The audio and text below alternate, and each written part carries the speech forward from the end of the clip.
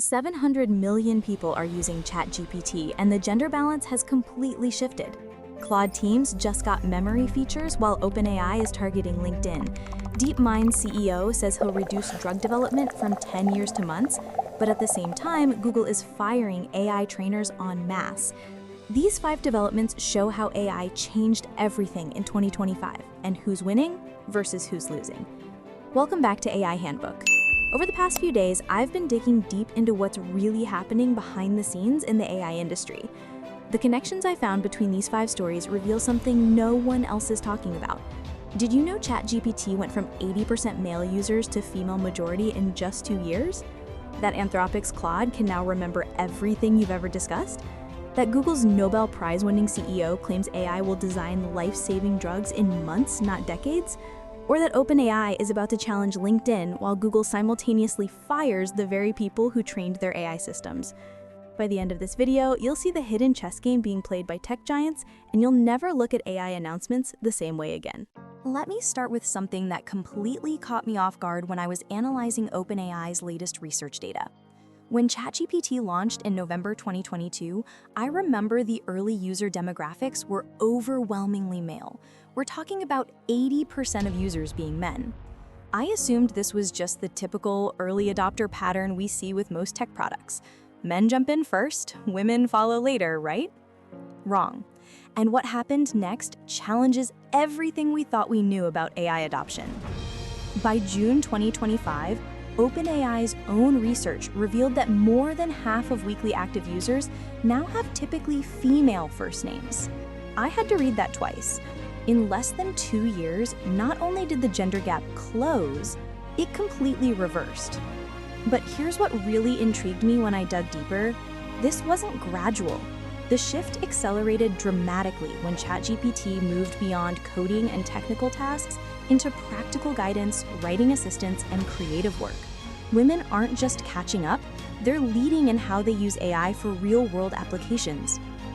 I found that women are more likely to use ChatGPT for writing and practical guidance, while men still gravitate toward technical help and multimedia creation.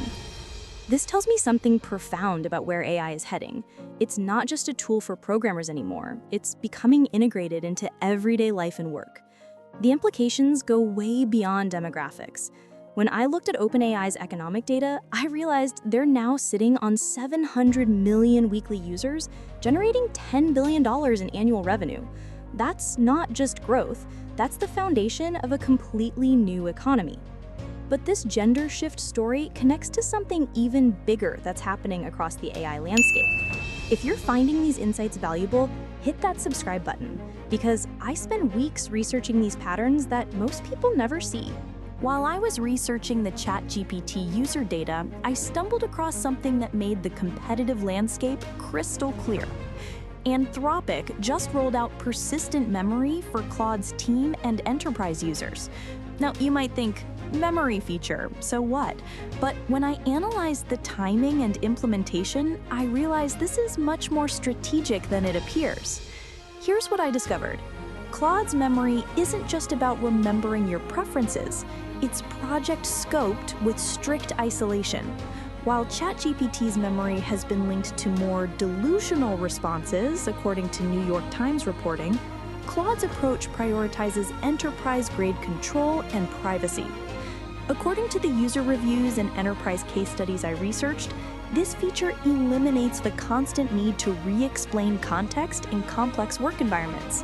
Sales teams can maintain client context across deals, product teams keep specifications across sprints, executives track initiatives without rebuilding context every time. But here's the strategic angle I found most interesting. Anthropic also launched incognito chat mode for all users, including free tier. This isn't coincidence. They're positioning themselves as the privacy-conscious alternative while OpenAI focuses on scale. What really caught my attention was the interoperability feature. Claude lets you export and import memory summaries to other AI platforms.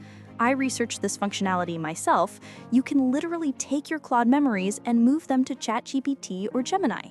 That's unprecedented in this industry. This tells me Anthropic is playing a longer game. They're building trust and reducing lock-in while their competitors are building walls. Smart move, because it leads directly to the next story I uncovered. While researching competitive AI developments, I came across some comments from Demis Hassabis, DeepMind's CEO and recent Nobel Prize winner, that made me stop everything I was doing. He didn't just say AI would improve drug discovery. He said they'll cut the timeline from years to months. In the next couple of years, I'd like to see that cut down to a matter of months instead of years. That's what I think is possible, perhaps even faster. I had to verify this wasn't just hype, so I dug into what DeepMind has actually accomplished. Their AlphaFold system has now predicted the structure of 200 million proteins, work that would have taken 1 billion PhD years to complete manually. I'm not exaggerating that number. 1 billion years of human work done in months. But here's what really convinced me this is real.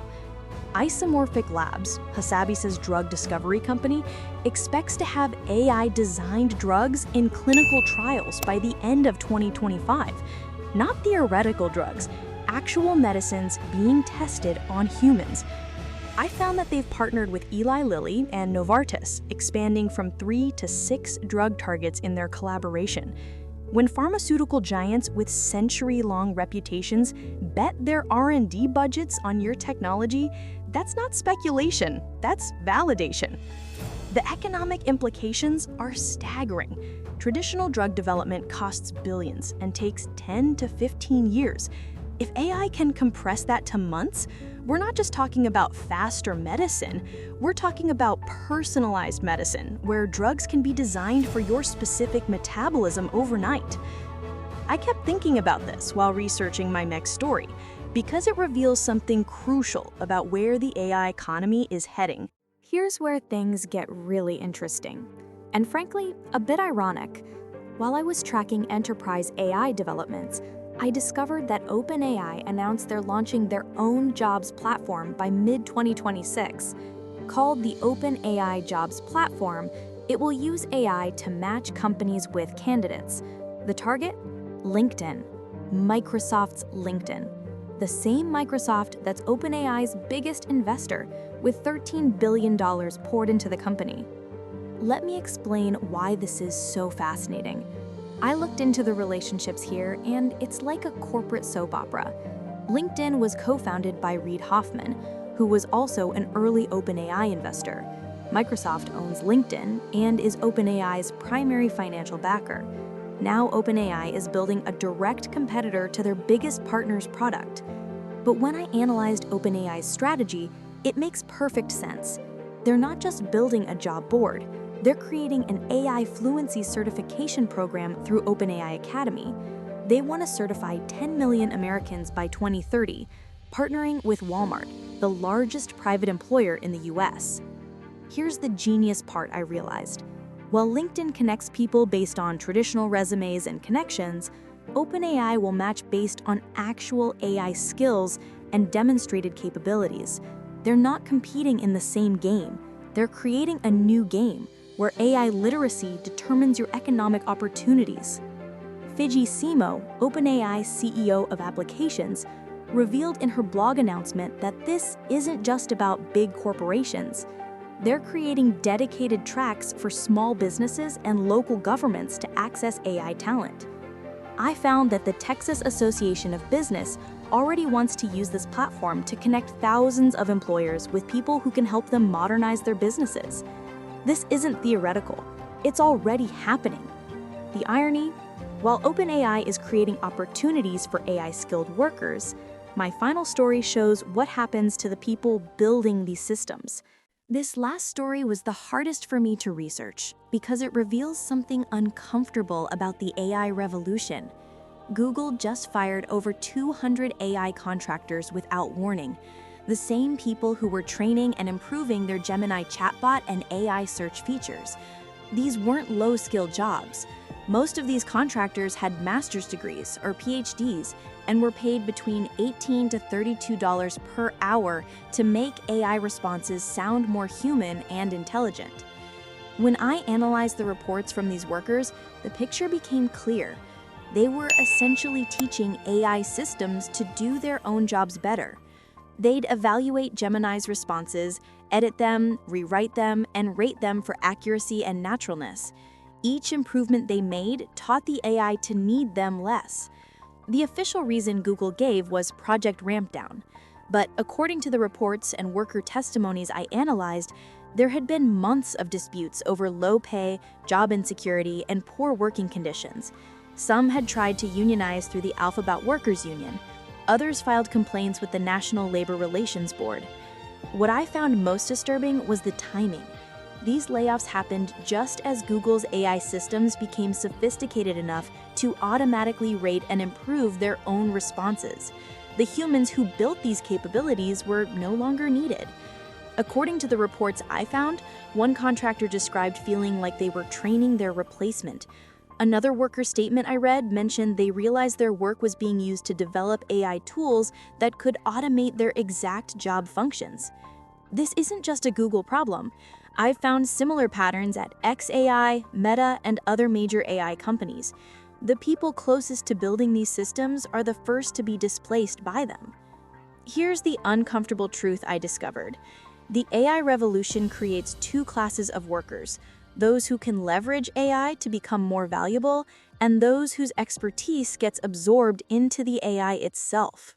After days of researching these 5 stories, I realize they're all connected by one central theme. AI isn't just changing what we can do, it's changing who has power. The ChatGPT gender shift shows AI is democratizing beyond early adopters. Claude's memory features reveal the battle for enterprise trust and control. DeepMind's drug discovery proves AI can compress decades of human progress into months. OpenAI's jobs platform demonstrates how AI literacy becomes the new currency of economic opportunity. But Google's contractor layoffs remind us that this revolution has casualties, often the very people who make it possible. The pattern I see is clear. AI is moving from a tool that augments human capability to a force that determines human relevance. The question isn't whether AI will change your industry, it's whether you'll be on the side that leverages it or gets replaced by it. What strikes me most is how few people understand these connections. Most coverage treats these as separate tech announcements, but they're chapters in the same story.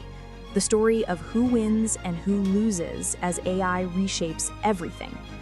The winners will be those who understand AI isn't just about efficiency or automation, it's about positioning yourself on the right side of the most significant economic transformation of our lifetime. The next year will determine whether you're among them. What do you think? Are we witnessing the birth of a new economic order or just another tech cycle? Share your thoughts in the comments below. If this analysis opened your eyes to connections you hadn't seen before, subscribe for more deep dives into the forces shaping our AI-driven future. Because understanding these patterns isn't just interesting, it's survival. Until next time, stay curious and stay ahead of the curve.